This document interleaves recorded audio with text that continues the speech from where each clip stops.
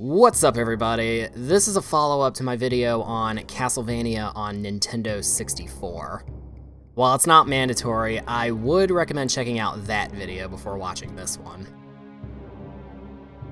So when I was recording for my video on Castlevania for the Nintendo 64, the original game plan was to include both Castlevania 64 and its enhanced re-release, Legacy of Darkness, the subject of this video, all in one go. What ended up happening was I encountered a bug in Legacy of Darkness that causes the game to crash my emulator whenever accessing the shop.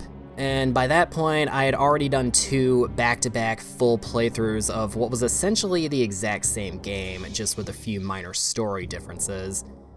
And I was already feeling super burned out and just wanted to get the video out, even if it only covers that first game. Probably not something I'd do nowadays if I were to tackle both games together, but that's where we're at. This game was honestly the last stop before I start covering the Castlevania games released on the PS2, and then the Nintendo DS, and since I'm really chomping at the bits to cover those games, I figured let's go ahead and knock this last one out first. I'll do my best not to repeat too much of what I said in that original video. Okay, so how weird is it that we got a game and an expanded re-release both in the same year? I know PC games would get expansion packs requiring the full original game to play them, but for console games, it wasn't as common. Like, at all. The only other game I can think of off the top of my head that does something kinda close to this was the Xbox version of Silent Hill 2, which had a second story mode. Castlevania released on the Nintendo 64 in January 1999, and Legacy of Darkness released in December. So how exactly did that happen? Well, apparently, according to the development team at Konami's Kobe studio, Legacy of Darkness is meant to be considered a special edition of the original game, which I will henceforth be referring to as Castlevania 64 for the remainder of this video for the sake of simplicity. Also, did you know that Legacy of Darkness is also the name of a series of Yu-Gi-Oh! Card packs? Probably because they were both published by Konami. I don't know, I just thought that was interesting. Legacy of Darkness, as you might imagine being released so soon after Castlevania 64, continues the previous game's trend of attempting to provide a Castlevania experience in 3D, emphasizing platform jumping and surviving booby traps. Not too dissimilar to the ones you'd find in the classic 2D entries pre-Symphony of the Night, only now in a 3D space. As well as the usual 3D adventure game trappings like searching for keys to unlock doors. The main attraction to Legacy of Darkness is a new prequel story starring Cornell, who's actually a character who was originally supposed to appear in Castlevania 64 proper, but ended up getting cut due to time constraints of that game. Well, he's front and center here, so we'll start with him. And you'll have to start with him since, as you can see here, the three other characters are unselectable. After selecting Cornell on the character select screen, we get a cutscene that's really cinematic for a Nintendo 64 game. Like, it's got credits and everything. Legacy of Darkness introduces Dracula right away, and it isn't long before we get introduced to our new playable character, Cornell, in a scene eerily similar to that very first level in Castlevania Rondo of Blood, with the town on fire and being overrun by monsters. It's through this narrated text scroll we find out that Cornell is what's known as a man-beast, a human with the power to transform into an animal and use extrasensory powers of, well, a beast. It's also through this text scroll we find out that Cornell's adoptive sister Ada, no, not that Ada, has been kidnapped by the invading armies of darkness, and now that he's picked up her scent with his man-beast abilities, his adventure begins to rescue his sister. Cornell's story is a prequel to Carrie and Reinhardt's story from Castlevania 64, taking place a full 8 years earlier. But we don't start in the same first level that Castlevania 64 starts in. Right out of the gate, we're treated to an entirely original level exclusive to Legacy of Darkness, a ship on a foggy lake. It's a new level, but the mechanics are the same. You'll learn to flip switches, make platform jumps, find items and keys inside of candle holders, and fight enemies. If you're not used to the controls of Castlevania 64 and are starting with this game, they might come off as a bit slippery before you get used to them. I think what made it easier for me personally is that not only do I have the original Castlevania 64 under my belt at this point and I'm already acclimated to how it controls, but for my own playthrough of this game for this video, I was using an actual Nintendo 64 controller connected to my PC via USB. I effectively have a USB N64 controller, and yes, it works. I have to shut Steam all the way down because pressing start opens big picture mode, but yeah, if you're on an emulator and you want your gameplay to feel just a little bit more authentic, look up one of these controllers. They're fairly inexpensive. I think that makes a good segue to talk a little bit about how Cornell controls. Pressing the B button has Cornell attack by doing what I can only describe as a long-range claw swipe. Or something. The other characters all have long-range attacks, and I guess they had to get a little creative to have Cornell have one too. And of course he also has a short-range attack as well by pressing the left C button. Yeah, remember the C buttons? The Nintendo 64 controller had 4 yellow buttons with the 4 directions on them. Anybody watching this old enough to remember those? Man, the N64 controller was something else. Cornell's real defining ability is his ability to transform into a werewolf by pressing the left shoulder button. His attack and defense capabilities are dramatically increased while in beast mode. In his werewolf form, he just absolutely shreds through bosses. This form is powered by the returning red jewels that can be found scattered all over, but this form does use up all of your jewel power, meaning you have to wait until the jewel count hits 0 before you can transform back into a human. I guess this is the game's way of preventing you from spamming it. The red jewels are also used as ammo for your sub-weapons, so when playing as Cornell, you'll need to prioritize which one you'll want to use. And you might actually want to use sub-weapons this time around because collecting 3 of the same kind of sub-weapon actually levels them up and makes them stronger now. A new addition to Legacy of Darkness. But you will have to recollect them if you load up an old save or die and reload. I just wish my dumbass would stop accidentally grabbing new ones when I didn't mean to. Once you change sub-weapons, you can't get your old one back, and this game absolutely loves grouping them next to other items like money and red jewels. Thank God later Castlevania games made it possible to pick up your old sub-weapons if you grab a new one by mistake. It isn't long until Cornell runs into his old buddy and fellow man-beast, Ortega, and sadly not of the Jenna variety, and he wastes no time at all letting us know whose side he's on, as if it wasn't obvious from just looking at him.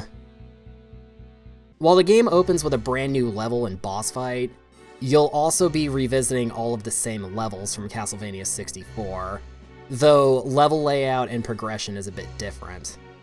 Some may have different story beats, some will have different puzzles, and some will replace characters from Reinhardt and Carrie storylines with entirely new ones like the Oldry family and their son Henry. Whew boy. Cornell may not have to do the exploding walls puzzle from Reinhardt and Carrie's campaigns, but he does get this escort mission with Henry in the hedge maze. You'll have to lead Henry to safety, all while avoiding a Frankenstein's monster with a chainsaw for a hand. Low-hanging Evil Dead joke and we're walking. It doesn't last super long, and you can take the monster down for a few seconds and score some free heals, but Henry's pathfinding does occasionally leave something to be desired. You can't let Henry's HP hit 0 or else it's game over. Yeah, I almost wish I could use some of those roast chickens that the monster drops to heal Henry. That would have been useful. When you're not battling Frankensteins and other nasties, much like how you would in Castlevania 64, you'll be platform jumping, switch pulling, dodging death traps, and finding keys to unlock doors. I don't want to repeat too much of what I said in the Castlevania 64 video, but what I will reiterate is that Konami did a pretty alright job, actually, on translating the ideas and concepts of the 2D games into 3D. And that includes finding hidden roast turkeys inside of inconspicuous spots. I actually really like that. In addition to all the returning levels, there's 5 new levels. 3 of which are exclusive to Cornell, and 2 shared between him and another character that we'll talk about later. The Foggy Lake is just a small ship level where you'll get acquainted with the controls and the gameplay mechanics. The outer wall will have you shimmying on the walls and jumping off of rooftops, as well as dodging the occasional buzzsaw.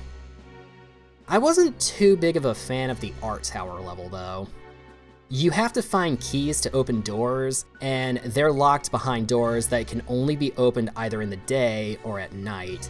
So you'll constantly be opening the inventory to use sun and moon cards to change the time of day to get a door open.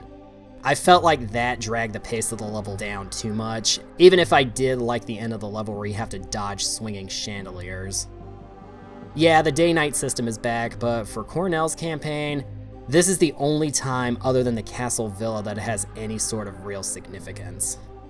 Thank God you don't have to worry about getting a bad ending with Cornell by using more than 4 of those Sun and Moon cards this time around though. The next level, the Tower of Ruins, has you looking for pressure plates, and this level shockingly gives you a map to tell you which direction you need to be going. Once you get your head around it, it's honestly a pretty straightforward level, or at least I thought it was. I did get a little tired of the crumbling floors though. The end of the level has you climbing pillars, and you have to choose the correct one to climb on, because if you pick the wrong one, it'll send you plummeting to your doom.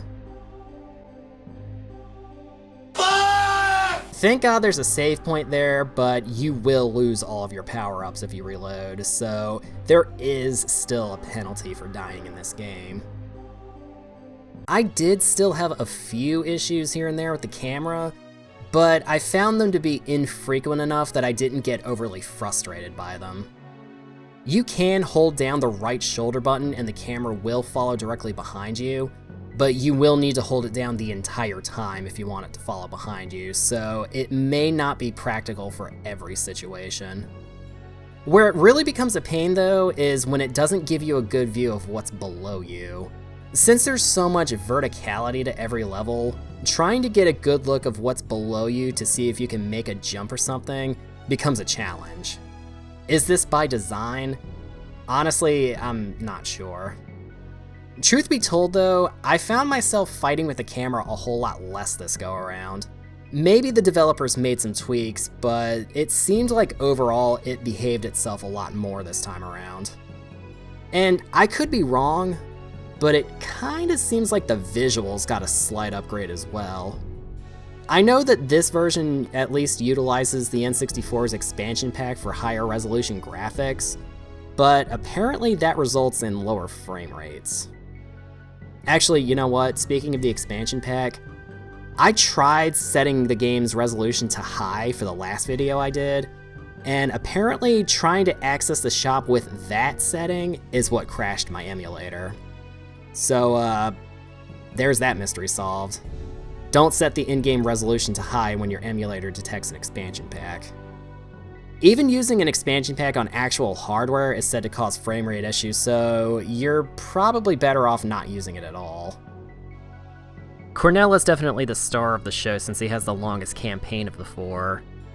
And with that, I think it's time we talk about our second playable character. Remember Henry, the little boy we saved from Frankenstein's Monster in the Hedge Maze?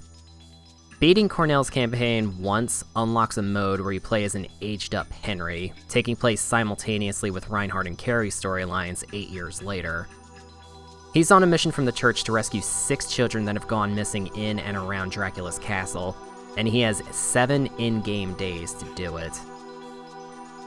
And aside from this opening text crawl and his 2 possible endings, those are the only moments of actual story progression that you'll get with Henry. His mode is more of a challenge mode, to see how many in-game days you can rescue all 6 of the kidnapped children. To help out on his adventure, Henry's packing heat. Anyway, I started blasting. Bang! Bang! That's right, we got a Castlevania character that uses a gun as his primary weapon, and man does this thing sound punchy. I love how this thing sounds. I know it's just a stock sound effect, but damn it, it's a good stock sound effect.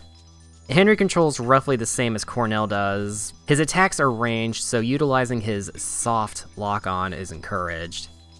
The good news with Henry, though, is that he can move while shooting, similar to how Carrie is able to, unlike Cornell, who has to come to a complete stop when using his primary attack.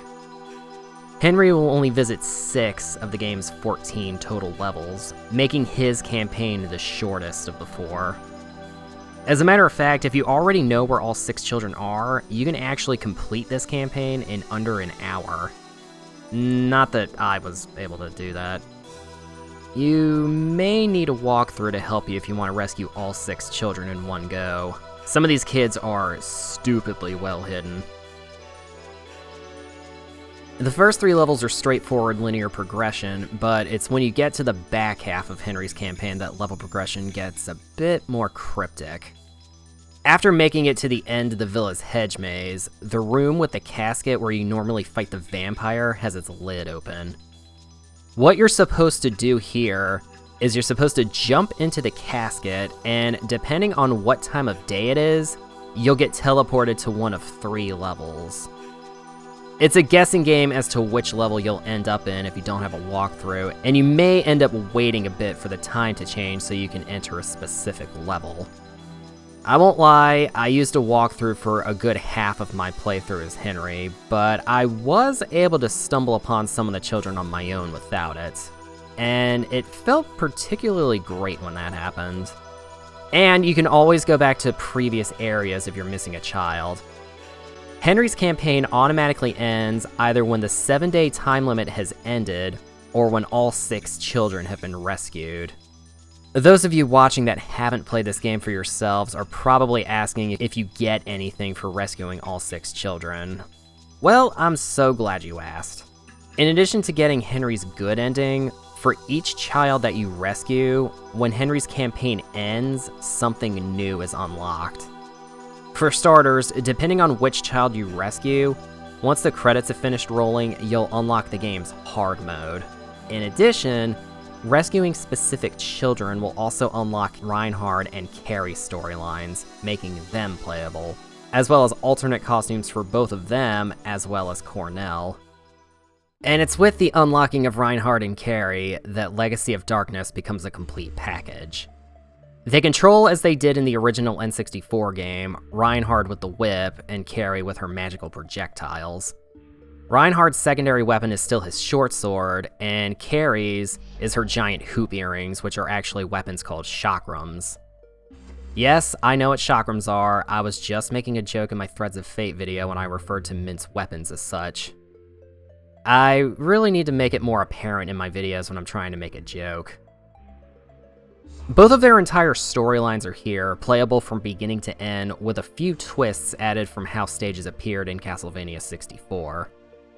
For starters, they both start the game on that boat level that Cornell started in, and they both get the modified version of the Forest of Silence level in Cornell and Henry stories, as opposed to how it appeared in base Castlevania 64. Now, I will admit, I didn't spend too much time on either of their modes, but it looks like the returning levels like the Clock Tower appear structurally as they do in Cornell's playthrough, as opposed to how they did in Castlevania 64. Aside from those, Reinhard and Carrie will both go through the same levels they went through in the original game, and yes, that does include the one featuring the infamous exploding wall puzzle, where you gotta be real careful carrying the nitro or else you'll explode and die instantly. So, be prepared for that. I gotta say, as a whole, I came away from Castlevania Legacy of Darkness with more of a positive attitude than I did with the base Castlevania 64. I didn't feel as irritated with things like the camera or the controls, and there weren't as many weird design decisions, such as doors arbitrarily locking with no visual indicator until I beat a certain number of enemies. It might have helped that Cornell's playthrough is a streamlined experience and doesn't really have a lot of annoying level progression except for maybe the escort mission with Henry. But overall, the level design is improved, the camera definitely seems like it behaves itself a lot more in this version, and the 2 new characters are genuinely fun to play as. And that seems to be the general consensus about Legacy of Darkness. that it's the definitive way to play Castlevania on the Nintendo 64. It does still have some of the early 3D rough edges for sure, but it does genuinely feel like some of those rough edges have been sanded down by a noticeable amount. I can definitely agree that this is the definitive Castlevania game on the Nintendo 64, so if you're gonna play any version, I would make it this one. I said at the end of the original video that I don't see myself rushing to play the N64 games again, but after playing Legacy of Darkness, I think I might actually retract that statement. Legacy of Darkness made enough improvements to the gameplay that I could realistically see myself coming back to this one. And who knows, soon enough I may very well do that. Now I kinda wish I didn't drag my feet as much circling back around to doing Legacy of Darkness, because I actually had a pretty good time with it. I might have been iffy on Castlevania 64, but I think I can genuinely recommend Legacy of Darkness, if what you see in this video looks interesting to you. Dig it up however you can and give it a spin, see if it gels with you. And now that we have Castlevania on the Nintendo 64 officially fully checked off the list, it's time to move forward. These two games might have been the first the series went 3D, but it wasn't the last. And when next we visit the Castlevania series, we're going to be looking at what came after. And that's about all I have to say about the Castlevania games for the Nintendo 64. If you made it to the end of this video, I want to thank you for watching, and I hope to see you in the next one.